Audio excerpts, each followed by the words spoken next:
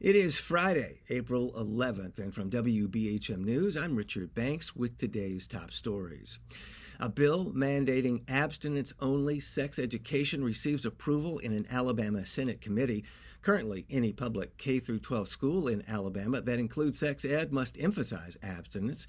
The new legislation filed by Senator Shay Shelnutt, a Republican from Trussville, would require that such programs exclusively teach sexual risk avoidance.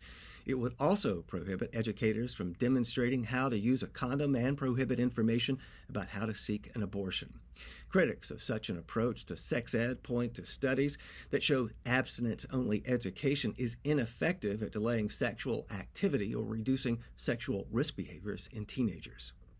In other education news, an Alabama Senate committee unanimously approves a new funding model for K-12 education called the RAISE Act. The model establishes a new system to allocate funding based on student needs using weighted percentages for 5 types of students, including those in poverty, special education, and English learning programs. Students in gifted and charter schools are also factored in. The Alabama Daily News reports the RAISE Act allocates $375 million over 3 years for public education beginning in the 2026 budget. That funding is in addition to funding for basic needs, including teachers and operating expenses. The new funding model follows a year-long review by a state task force looking for ways to improve student achievement. And bills that would limit or outright ban hemp-derived THC products such as Delta 8 continue working their way through the Alabama legislature.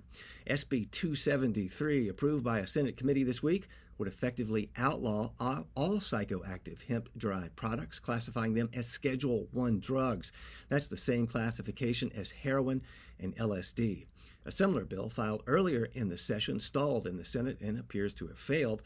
But another bill passed the House that would strictly limit the amount of hemp-derived THC in products.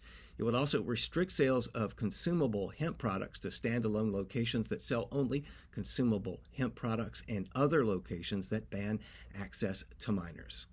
You'll find more news anytime at WBHM.org.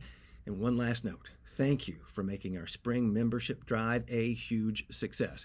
If you didn't get a chance to give, you still can at WBHM.org. Giving is the cure for the yippies, and when you do give, thank you.